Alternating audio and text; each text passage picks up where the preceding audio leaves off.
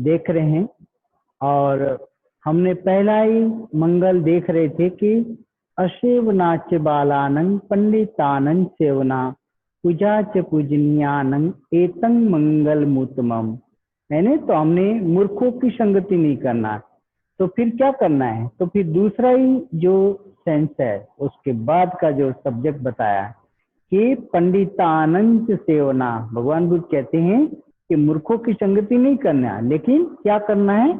पंडितों की संगति करना है। तो पहले तो हमें पंडित समझना पड़ेगा कि पंडित कौन है ना। तो हम धीरे धीरे एक एक शब्दों का अर्थ जब जानेंगे तो हमें समझ में आएगा।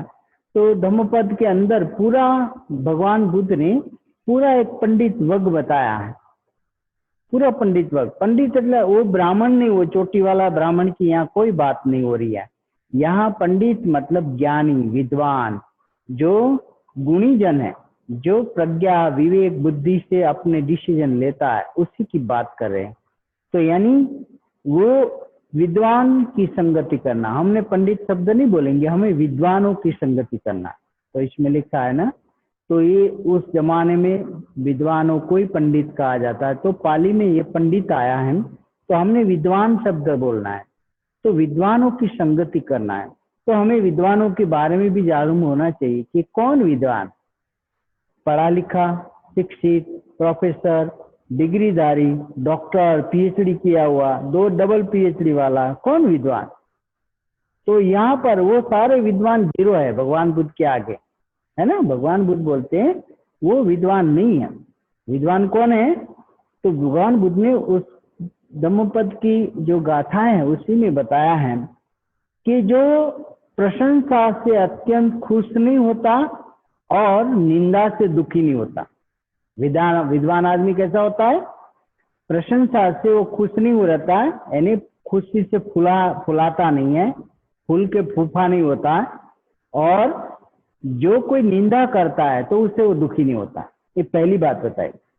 और वो अपनी शालीनता से रहता है, भद्र पुरुष होता है, भद्र पुरुष होता है।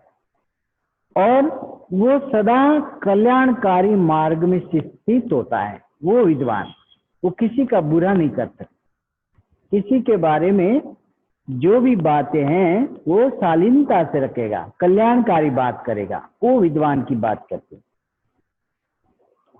और आगे एक उदाहरण से भगवान बुद्ध ने बताया है कि जैसे सूर्य सुबह उदय होता है, सूरज का जब सुबह उदय होता है तो उसका उदय होते समय उसका जो रंग है वो लाल होता है, वैसे ही जब शाम को भी जो अस्त होता है तब भी उस सूरज का रंग का जो अस्त होते हुए लाल रंग होता है। तो दोनों तरह से जब उदय होता है तब भी लाल होता है, अस्त होता है तब भी लाल होता है।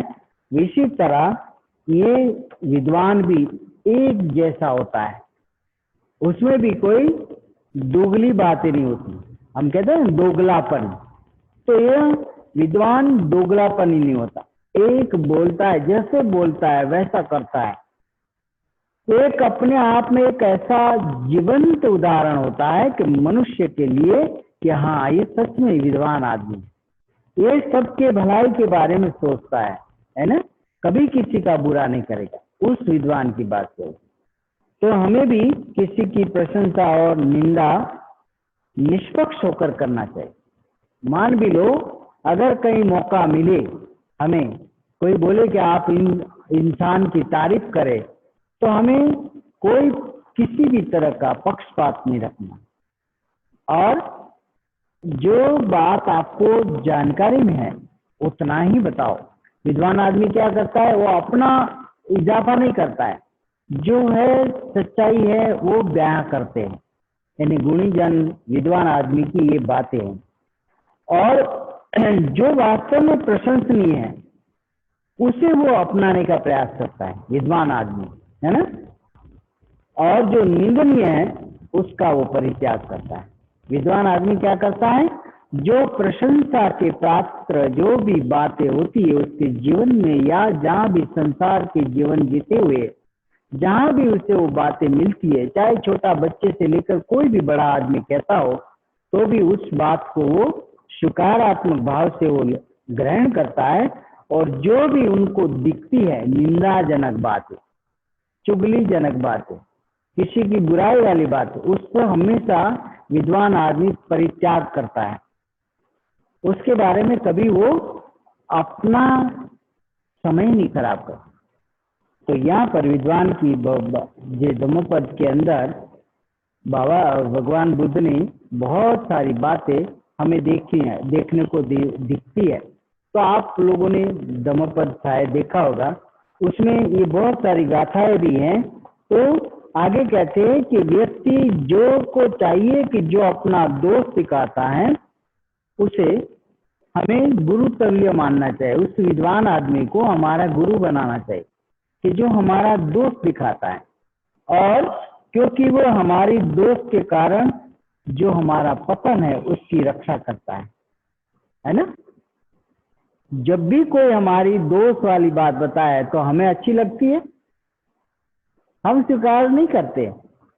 हम बोलते हैं यार तुझे क्या है, मेरे में जो भी है जा तू अपना कर, मैं भाई जैसा भी वैसा ठीक हूँ, है ना।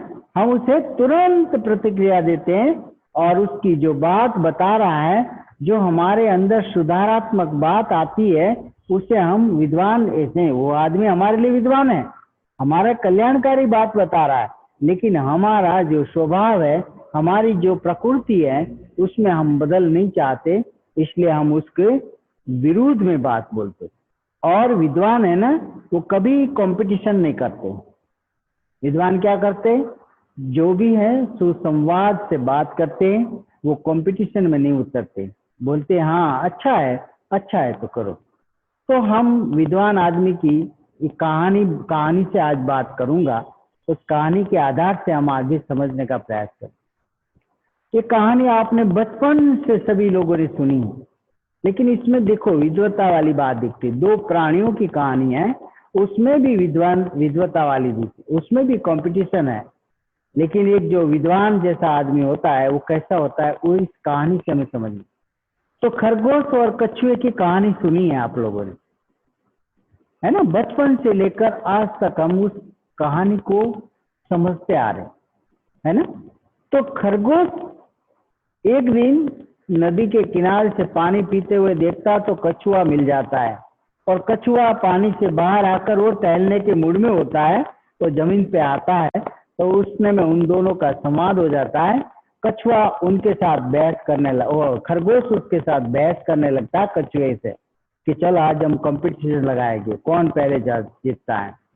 कछुआ बोले भाई मुझे कंपटीशन से क्या मतलब है, तू जीत जाए तो कोई बात नहीं। नहीं ऐसे थोड़ी बोले, नहीं कंपटीशन लगानी चाहिए। तो कछुआ कहता है कि मैं तो एक तो पानी का प्राणी हूँ, मैं जमीन पर तो इतना तुम्हारी तरह दौड़ नहीं सकता, नहीं फिर भी हम कंपटीशन लगाएंगे। बोले कछुआ तो समझदार था, बुद्धिमान था, बोलता है क्या फर्क पड़ता है, मैं हार भी गया या जीत भी गया तो भी क्या, मुझे कौन सा इनाम मिलने वाला। तो बोला ठीक है तेरी इच्छा, जैसे करना है कर, मुझे तो टहलना है तो मैं चल रहा हूँ। कछुआ देखो इससे समझ है कि मुझे तेरे से कंपटीशन करके मुझे मिलेगा क्या, नहीं कंपटीशन, तुम मेरे साथ कंपटीशन करो। वो इतना उछल कूद करने वाला आदमी था, तो उसके साथ कंपटीशन करता है और बोलता है कि हम सामने पहाड़ी तक जाएंगे। ठीक है बोले। कछुआ को तो घूमना था, उसे हारे या जीते उसे कोई मतलब नहीं था, वो तो चल रहा था। अब ये खरगोश तो उछलता कूदता बहुत आगे जाकर सोचने लगा, यार ये तो बहुत ही कदम धीरे धीरे चल रहा है, कब आएगा, तब तक मैं नींद ले लेता हूँ, सो जाता है। अभिमानी था, मूर्ख था, घमंडी था, तो उसे लगा कि मैं ही तो जीतूंगा, अभी आएगा तो तब तक मैं उठ के भाग लूंगा, सो जाता है। सो गया तो उतने में कछुआ उसके पास से पार होते होते उस पहाड़ी के पार चला जाता है और उसकी नींद खुलती है कछुए खरगोश की।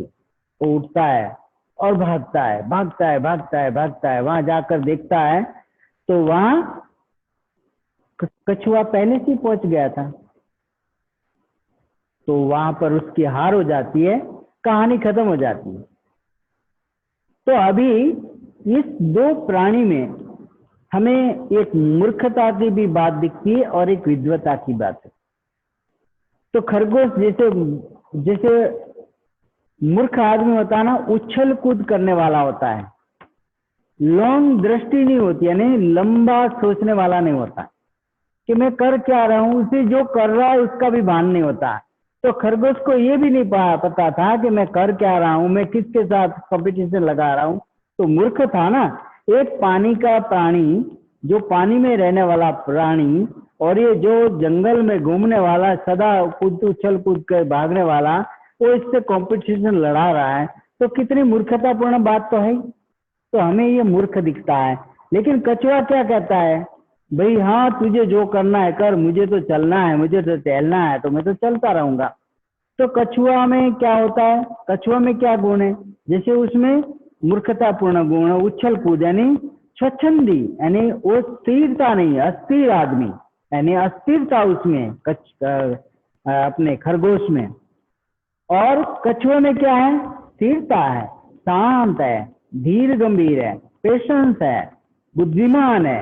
वो बोलता है क्या करना है मुझे, ना हार से लेना है ना जीत से लेना है, कंपटीशन से कोई मतलब नहीं। उसे तो जीवन का जो मतलब था कि मुझे टहलना है, उसी टहलते टहलते हो जाता है।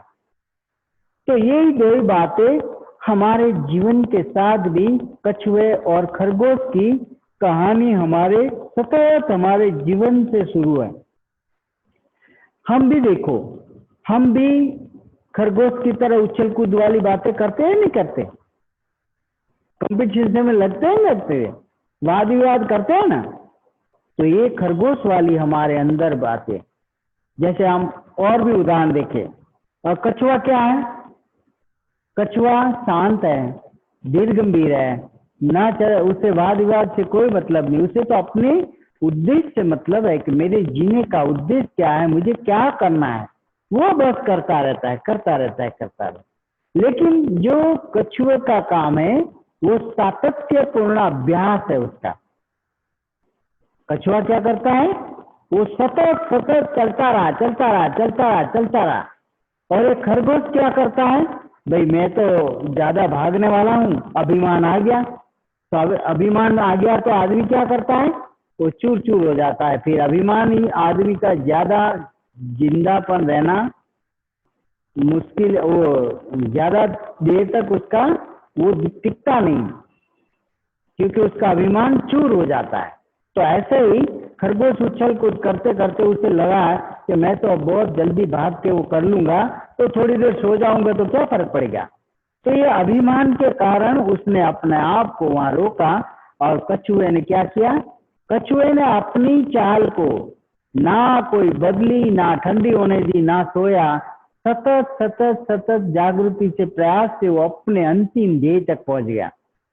तो हमारे जीवन में भी देखो कि हम कभी कभी खरगोश की तरह उछल कूद करते, भागम भाग करते, भागम भाग करते, चैन से बैठते नहीं। कभी कभी हम कछुए की तरह काम करते हैं।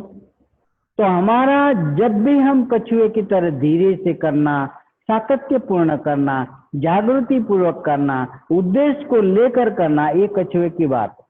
तो हमारे जीवन में सुबह से शाम तक हम यही दो बातें करते रहते हैं। तो हम अपने आप में देखेंगे कि मेरा जब भी भागम भाग होगी, जब भी वाद विवाद होगा, जब भी कंपटीशन होगी, तब समझना कि आप खरगोश है। और जब भी धीर गंभीर होगे, जब भी शांत होगे, जबकि उद्देश्य के अनुरूप चलते होंगे, तभी आप कछुए हैं, याद रखना। क्योंकि कछुए में ईमानदारी है, कछुए में विद्वता है, कछुए में ज्ञान की बात है ना। कछुआ ज्ञान को जानता है, विद्वान विद्वान वाली बात है कछुए में। उसने वो बोल दिया कि मुझे कोई कंपटीशन से लेना देना नहीं, मुझे क्या करना है, मुझे क्या मेडल लेना है, मुझे तो मेरा जो उद्देश्य है कि मुझे टहलना है, वो टहलते टहलते जाते। लेकिन हम क्या है, हमारे जीवन को जब हम देखते हैं ना, तो हमारा जीवन भी ऐसे खरगोश की तरह पूरी जिंदगी में उछल कूद होता है। आपने अभी तक से पीछे की अपनी बैक स्टोरी में जाना है और देखना है कि आपका खरगोश ने कितना काम किया था, उसने कछुए का काम कितना रहा, उससे चिंतन करना है कि अभी तक की जो मेरी जिंदगी बीती है, उसमें मैंने खरगोश की तरह कितनी जिंदगी जी और कछुए की तरह कितनी जीऊंगी। तो कछुआ में विद्वता है, विद्वानता है, गुणता है, धैर्य है, सहनशीलता है, क्षमाशीलता है, कोई कंपटीशन नहीं, कोई स्पर्धा नहीं, बस अपने उद्देश्य के प्रति जागृति से सतत सतत सतत सतत चलते रहे। तो हमें इससे सीखना है। ये दो प्राणी की कहानी हमने कई सालों से सुनते आ रहे, लेकिन इसका जो मर्म है, कहानी का मर्म है कि हम सुबह से शाम तक, हम सुबह अगर शांति से काम कर रहे तो समझना कछुए हैं, और उछल कूद सुबह से हो जाती है, जल्दी कर, ये ला वो ला फला ला, शांत नहीं है, अस्थिर है, तो समझना खरगोश है। तो दो ही प्राणी का जीवन हम सुबह से शाम तक जीते रहते हैं। आप लोगों ने उससे गौर से अपने जीवन में देखना है और उसे अनुभव भी करना है कि मैं कछुए की तरह कब जिया। जब भी आप कछुए की तरह देखोगे तो आपको आनंद आएगा, शांति आएगी, है ना। लेकिन कछुए का जीवन देखो, उछल कूद करने वाले की जीवन कितना होता है, छोटा होता है। लेकिन धीर गंभीर जो वेगवान होता है उसका जीवन कितना होता है, बहुत लंबा। तो कछुए, खरगोश की लाइफ कितनी होती है, छोटी, और कछुए की लाइफ कितनी होती है, दुनिया में सबसे ज्यादा जो जीने वाला प्राणी है ना, ऐसा कहा जाता है कछुआ जीता है बोलते, है ना। उसकी उम्र बहुत है, और वो क्या अपने जीवन की जो उसके पास मजबूती है अपने आप को बचाने के, यानी वो सेंसिटिव है। यानी विद्वान आदमी कैसा होता है, सेंसिटिव होता है। आप देखो कि जब भी कछुआ चलता है, उससे कोई ऐसा खतरे का भास होता है तो वो क्या करता है, अपना मुंह अंदर ले लेता है, पैर अपने अंदर कर लेता है और अपने कवच से अपनी रक्षा कर लेता है। लेकिन खरगोश अपने आप को क्या करता है, जरा सी सरवराहट हुई तो उसने अपनी जान को खो देनी है, क्योंकि उसे पता नहीं, बचाने का तरीका नहीं, उसके पास अपनी मजबूती नहीं, तो सेल्फ डिफेंस की भी नहीं है। तो हमने भी अपने आप में सेल्फ डिफेंस बनानी है, अपने आप को मजबूत बनाना है कछुए की तरह।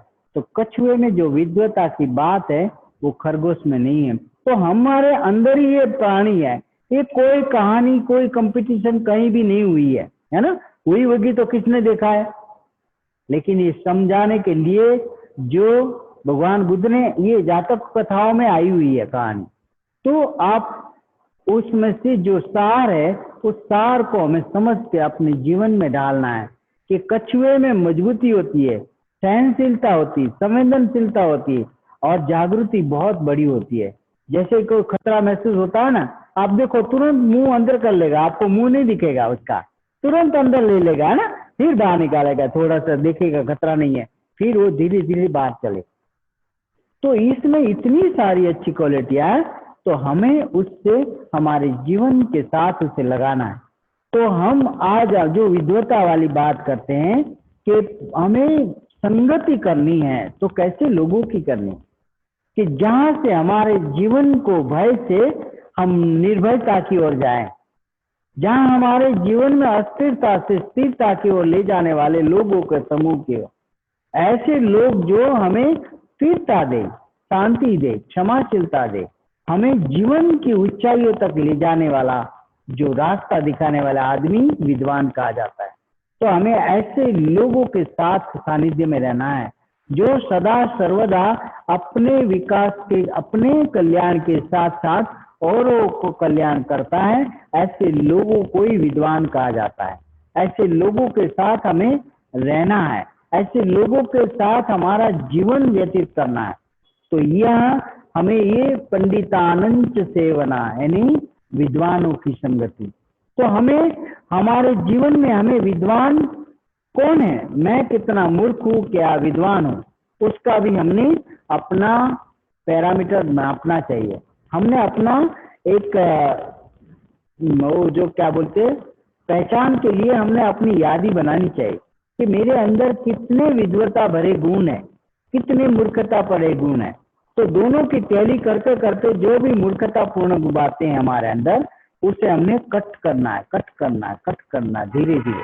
जैसे जैसे वो मूर्खतापूर्ण बातें, यानी जो विद्वता वाली बात नहीं है, उसे हम काटते जाएंगे तो हमारे अंदर विद्वता का गुण बढ़ता जाएगा। क्योंकि वो मूर्खतापूर्ण बातों की वजह से हमारे अंदर के जो विद्वता के गुण है वो दिखने नहीं देते। जब भी कभी हम विद्वता की बात करनी होती तो ये मूर्खतापूर्ण एक ख्याल हमारे सारी विद्वता को ध्वस्त कर देता है, कभी कभी देखो हम अच्छे होते हैं, उतने में अगर हमारा एकाध शब्द भी बुरा निकल जाता है तो हमारा इतनी देर तक का संवाद बिल्कुल पानी पानी हो जाता है, बेकार हो जाता है, सामने वाले को तोड़ देते हम। तो हम सभी ने ये बात हमें समझनी है कि मैं कब कब इस तरह की मूर्खतापूर्ण बातें करता हूँ और मेरा जो जीवन का जो ज्यादातर समय कैसे लोगों के साथ मैं व्यतीत करता हूँ। यहाँ पर हमें ये जो गाथा कही है भगवान बुद्ध ने 2564 साल पहले कही है ना, तो हमें अभी भी ये बात हमारे लिए लागू है। तो हमें किसी को ये संबोधित करने के लिए नहीं है। जैसे मैं बता रहा हूँ तो मैं अपने आप में देखता हूँ कि मेरे अंदर भी मूर्खतापूर्ण बातें हैं, उसे मुझे कुशलता से काटना है और मुझे विद्वता भरे यानी जो भी धार्मिक बातें हैं, जो भी अच्छी बातें करने वाले लोग हैं, यानी संघ के सानिध्य में मुझे ज्यादा रहना है और जहाँ अच्छाइयाँ हैं उसी के संपर्क में मैं ज्यादा रहना। यानी विद्वान आदमी कैसे रहते हैं, बुराइयां छोड़ता है और अच्छाइयों के सानिध्य में रहकर अपने जीवन का जो बाकी का समय विद्वता पूर्णता से बिताता है। तो हम सभी ने देखना है, अपने जीवन को जांच करना है कि अभी तक जो भी गया है उसे भूल जाइए, लेकिन उसमें से खोजे कि कैसे बिताया जिंदगी। अभी जो बची है उसे तो मैं अच्छे से बिताऊं, उसमें तो मैं जांच करूं, उसमें से तो मैं अपने लिए जो भी मेरे अंदर अकुशलता है उसे नष्ट करूं, है ना। तो इसलिए धम्मपद में क्या कहते हैं कि सब पाप शकरणं कुशल उपसंपदा सचित परियोदपनं एतं बुद्धान शासनं। यानी धम्मपद क्या कहता है कि सभी पापों को नहीं करना। विद्वान आदमी क्या करता है, सभी पाप यानी अकुशल कर्मों से वो सदा सर्वदा दूर रहता है। सब पाप शकरणम कुशल से उपशम, यानी कुशल कर्मों का सदा सर्वदा वो उपादान करता है, यानी बढ़ाता है, अपने जीवन में कुशलता ही कुशलता निर्माण करता है, उसे विद्वान कहा गया। उसे बुरी चीजों से कोई वास्ता नहीं रहता है। जहां भी जाएंगे वो अच्छा कर्म ही करके दिखाएंगे, जहां भी जाएंगे लोक कल्याण की ही बात करेंगे, उसे विद्वान कहा जाता है। तो हम उसमें आते हैं या कछुए में आते हैं या खरगोश में आते हैं, वो हमने जांचना है। एक दिन में जांच नहीं हो जाएगी, थोड़ा समय दीजिए, 8 दिन 10 दिन, और जांच कीजिए रोज कि मेरे में खरगोश वाले गुण कितने हैं, उछल कूद कितनी है मूर्खता बनी, वाद विवाद कितना है, स्पर्धात्मक गुण कैसा है। स्पर्धात्मक कौन करता है ना, हमने देखा था ना स्पर्धा, असुर लोक की बात है ना, स्पर्धा जहाँ स्पर्धा होती है असुरी प्रवृत्ति में जुड़ा रहता है। तो हम जब देखते हैं कि मेरे अंदर भी तो है ऐसी बातें जिसके कारण मेरे स्वभाव में जो खटास बन जाती है, दूसरे के साथ मेरा संबंध बुरा हो जाता है, ये इसी वजह से होता है। तो मैंने कुशल कर्मों की ओर बढ़ना है। यानी कहते हैं ना धम्मपद गाथा में कुशलस्य उपसंपदा, यानी कुशल संपदा यानी कुशल कर्मों को उपादान करना है, बढ़ोतरी करना है। फिर लास्ट में कहते हैं कि सचित परियोदपनं एतं बुद्धान साथ, यानी चित्त की परिशुद्धि करना। हम सभी क्या कर रहे हैं, भगवान बुद्ध विद्वानों की बात क्यों कर रहे हैं, पंडित लोगों यानी विद्वान लोगों की संगति क्यों करना चाहते हैं कि उनके सानिध्य में रहने से हमारे जैसे कहते हैं ना, जैसा रंग कहते हैं ना खरबूजा खरबूजे के देख कर रंग बदलता है ना, ऐसी कहावत है। लेकिन ऐसा होता नहीं है, उसका अंदर गुण होता है, उसी गुण के साथ ही वो उसका डेवलपमेंट होता है, लेकिन एक कहावतें हो जाती। तो हम जैसे लोगों के सानिध्य में रहेंगे, अच्छे लोगों के सानिध्य में रहेंगे, तो हमारे अंदर अच्छाई का परिणाम होता है। तो एक उदाहरण से हम देखते हैं, जैसे चंदन के वृक्ष है, चंदन का जहाँ जंगल है, उसके अंदर जो कड़ू या बेकार जो पेड़ होता है ना, वो भी खुशबू देता है। क्यों? चंदन का प्रभाव इतना प्रभावशाली होता है कि जो चंदन का वृक्ष नहीं है, वो भी चंदन की खुशबू देता है, क्योंकि उसकी खुशबू से वो भी खुशबूदार हो जाता है। तो यहाँ पर भी जैसे भी हम विद्वान लोगों के साथ रहना शुरू करेंगे तो हमारे अंदर भी विद्वत्तापूर्ण गुणों का संचय होने लगेगा और हम विद्वत्तापूर्ण बातें करेंगे। लोगों के जीवन को, दुख को काट कर सुख में कैसे जिया जाए, उस तरह से लोग कल्याण की हम बात करने लगेंगे। तो यहाँ पर आज हम देख रहे हैं कि जो भी व्यक्ति है, जिसने भी अगर इस तरह से मूर्खतापूर्ण बात छोड़नी है, तो जो दूसरा उत्तम मंगल है, जब आप छोड़ोगे तो कुछ न कुछ चाहिए। इसलिए तुरंत कहा बुद्ध ने कि अष्टेव नाट्य वाला ने युग्म है कि ये नहीं करना है लेकिन ये करना है। जैसे पंचशील में बताया ना कि आपने हिंसा नहीं करनी है लेकिन मैत्री करनी, चोरी नहीं करनी, दान करना है, व्यभिचार नहीं करना है, सादगी का जीवन जीना है, झूठ नहीं बोलना है, सच बोलना है, नशा नहीं करना है, स्मृतिवान बने रहना है। यानी भगवान बुद्ध जो चीज बोलते हैं ना कि ये नहीं करना है लेकिन ये करना है, तो भगवान बुद्ध जो कहते हैं करने वाली बातों पर वो ज्यादा जोर देते। कि इसे इसलिए कहा ना कि धम्म पालन गाथा में जब भी हमारा कार्यक्रम खत्म होता है तो हमें जब उठते हैं तो हम धम्म पालन गाथा इसलिए बोलते हैं कि आज से मैं सभी पापों को नहीं करूंगा, कुशल कर्मों को हम बढ़ाऊंगा और मेरे चित्त की परिशुद्धि करने का प्रयास करूंगा। इसलिए लास्ट में हम धम्म पालन गाथा, तो गाथा है ना अर्थ बताती है, लेकिन हम गाथा गाते रहते हैं, उसके अर्थ का जो हमारे जीवन में अर्थघटन करना चाहिए उस तरह के हम अर्थघटन नहीं कर पाते। इसके कारण हमें गाथाएं भी समझ में नहीं आती। तो इसलिए हम आज दूसरा जो शब्द है पहली गाथा का कि विद्वानों की संगति करना। तो क्या आपने भी होमवर्क में ये बात लिखनी है कि मेरे अंदर विद्वानों का गुण क्या है, खोजना है। सर्च कीजिए अपने आप को, सेल्फ सर्चिंग मारिए। जैसे गूगल महाराज में हम सर्च मारते हैं तो शब्दों का अर्थ मिल जाता है, तो अपने अंदर भी सर्च मारिए कि हाँ होगा।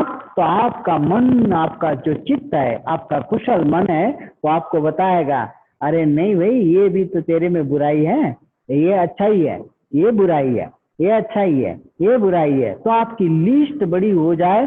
डरना नहीं है, किसी को बताना नहीं है, ये आपसे आपके पास रहेगी। और आपको अगर लगता है तो मुझे फिर बात कर सकते हैं कि हम इसे कैसे बताएं, कैसे कम करें, हम फिर से बात कर सकते हैं जब अगर आपको लगता है तो। नहीं तो आप अपने आप को कैपेबल हैं कि मुझे बुरी बातों को किस तरह से छोड़ना है और मेरे जीवन में अच्छी बातों को किस तरह से लाना है। तो इसीलिए मुझे कहाँ रहना चाहिए, कहाँ नहीं रहना चाहिए। जहाँ वाद विवाद, जहाँ शराब कबाब चलते हैं, है ना, ऐसे लोगों से हमें सदा दूर बनाना है। जहाँ पार्टी सार्टी होती है उसी चीजों से हमें सदा दूर रहना है। और जहाँ सत्संग है ना, जहाँ धम्म चर्चा है, जहाँ धम्म गोष्ठी है, धम्म का प्रवचन चल रहा है, ऐसी जगह जाकर हमें सुसंगति में जाना है ना। कहते हैं ना साथ संगत रहिए माधो जैसे मधुमक्खी रात। जहाँ पर एक रस में डूबे हुए लोग हैं, जहाँ आनंद का एंजॉय कर रहे हैं, ऐसे लोगों के साथ हमें रहना है। तो जैसे मधुमक्खियाँ क्या करती है, अपने हनी से एंजॉय कर रही है ना, तो एक साथ रहती है वो। तो हमने भी ऐसे लोगों के समूह जो धम्म को पढ़ रहे हैं, धम्म को सीख रहे हैं, या धम्म के माध्यम से अपने जीवन को बुद्धत्व की ओर ले जा रहे हैं, तो हमें ऐसे लोगों के साथ जीना है। यही विद्वत्तापूर्ण लोग हैं कि जो अकुशलता को छोड़ के कुशल कर्मों की ओर जा रहे हैं। तो हमने भी इस तरह से दूसरा जो बात है भगवान बुद्ध ने बताई है कि हमें पंडितानंद सेवना यानी विद्वान लोगों के साथ हमारा जीवन व्यतीत करना है। तो आप सभी ने मुझे शांति से सुना, शायद आपको कुछ समझ में आया होगा। तो मैं यहाँ मेरा वार्तालाप पूरा करूंगा। आपने मुझे शांति से सुना, इसके लिए धन्यवाद। जय भीम, नमो बुद्धाय।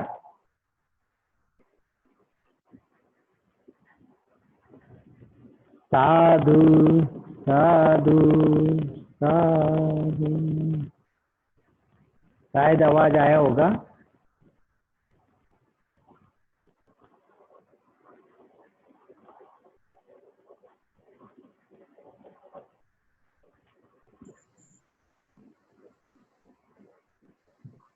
तो आप मुझे माइक खोल के बात कर सकते हैं।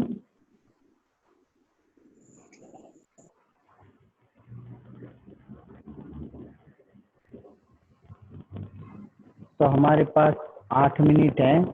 अगर आप बात करना चाहे, सवाल है किसी का तो सवाल पूछ सकते हैं।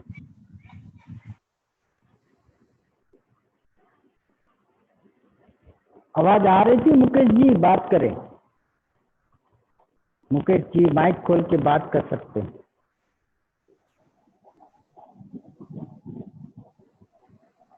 जय भीम, नमो बुद्धाय। मेरी आवाज आ रही है? हाँ जी आ रही है।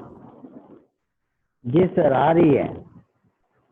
हाँ, सभी को मेरा जय भीम, नमो बुद्धाय। जी तो आपने जो मंगल गाथा गाई वो हमको बहुत पसंद आई। आपका कंठ बहुत मधुर मधुर है। आपने ये पंडित विद्वान की जो बात बताई, विद्वान पंडित कन्यादान मार्ग पर चलता है, उसके पास ज्ञान बहुत ज्यादा है, धर्म में निपुण है और वो बुराई किसी की भी नहीं करते, अपने आप सहन करते हैं। वो बात हमें अच्छी लगी और हमारे जीवन में हम विद्वता तरफ जाएंगे। ये कहानी आपने बताई, वो खरगोश और कछुआ। माइक नजदीक रखिए, वो आवाज तो आपका गूंज रहा है माइक का। वो आपने बताया, जी आपने बताया कि वो कछुआ और खरगोश, ये दोनों प्राणियों की कहानी में से बहुत ज्यादा हमें सीख मिली। वो कछुआ की तरह विद्वान बन के समझदारी से जीना चाहिए। मेरे में जो कोई ऐसी बुराई है तो मैं आज दिन से वो छोड़ने की कोशिश करूंगा। बहुत मजा आई, बहुत सुनने के लिए आपका वो कथानक हमको अच्छा लगा। आपका पुण्यनुमोदन, साधुवाद, जय भीम, नमो बुद्धाय। जय भीम नमो। प्रिय व्यक्ति नयक भाई, वो जान कंडो है सौराष्ट्र में से। प्रिय व्यक्ति भाई, मैं आपका माइक का आवाज गूंजता है, व्यवस्थित नहीं आ रहा। ठीक है कोई बात नहीं। हाँ बहन जी ओजस्वी। जय भीम जी, नमो बुद्धाय। हाँ बोलिए बहन जी, रजना बहन जी बोलिए। और भी ठीक कैसी ठाक है हो? तबीयत? हाँ मैं ठीक हूँ, आप कैसी हो? इनका तबीयत ठीक नहीं है पूरी अभी। आपकी गर्दन। वचन सुना है, जी बोलिए बहन जी। सुन रहे हैं आपके। हाँ जी, प्रवचन सुन रहे हैं आपके। जी वो जो महामंगल सूत्र के बारे में आपने पहला प्रवचन दिया है आज का, मूर्ख को संगत नहीं करनी, विद्वानों की संगत करनी चाहिए। हमें अपने अपने ही देखना पड़ेगा कि हम कितने के विद्वान हैं। ये सारा आप समझा रहे हैं तो समझ आ रहा है। जो कछुआ और खरगोश की कहानी भी सुनाई है तो अच्छा लगा। तो मैं आपसे पता करना चाहता थी कि आपने पहले कितने बजे शुरू किया आज? ये आप तीसरा है, आज तीसरा है, दो पहले चला गया। दो पहले कहाँ? दो चला गया, तीसरा था? हाँ ये तीसरा मुद्दा है। पहली बार पहले दो प्रवचन हुआ मूर्ख के लिए। मूर्ख हम ज्यादा है ना तो दो बार बताना पड़ा। हम मूर्ख एक बार में थोड़ी समझ पाएंगे, दो बार बताना पड़ा। हाँ जी। जी वो वीडियो डाला है मैंने, आप देख सकते हैं। यूट्यूब पे डाला है एक हाँ पहला वीडियो यूट्यूब पर डाला है, आप देख सकते हैं, सभी लोग देख सकते हैं। की संगति करनी, बुद्धिमान की संगति करनी, जी जो पूजन जो वाहन उनकी पूजा करनी, जो पूजने जो हैं आपका आवाज नहीं आ रहा ठीक से। पूजा करना। जो मेरे पास है ना बुक है बौद्धिक गृहस्थियों के लेखन है। ऐसे वाली है इसमें तो बुक? मैं ऐसी वाली है, ऐसी वाली? जैसी वाली है ये। नहीं, मैंने ऐसी आपको भेजी थी, उसमें से देखिए, उसमें देखिए, उसे ना देखिए। इसमें जो जैसे मैं बता रहा हूँ ना, तो आपको ज्यादा समझ में आएगा। ये भी सुत का ही लिया हुआ है, धर्म ग्रंथ से ही लिया गया है। वो भी उन्होंने लिया होगा तो उनके हिसाब से लिया होगा। तो आप है ना इस ग्रंथ को मैं फॉलो करें। मैंने आपको कॉपी भेजी ना बहन जी, ये वाली, ये वाली कॉपी भेजी। उसमें महामंगल सुत्त है, ये वाला महामंगल सुत्त।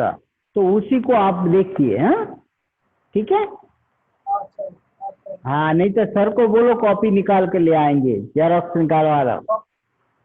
सर को बोल बस, हाँ सर को बताइए कॉपी ला देंगे। ठीक है बहन जी, ओके, फिर बात करेंगे। थैंक यू, आप आए, सुना आपको, थैंक यू। Okay ji.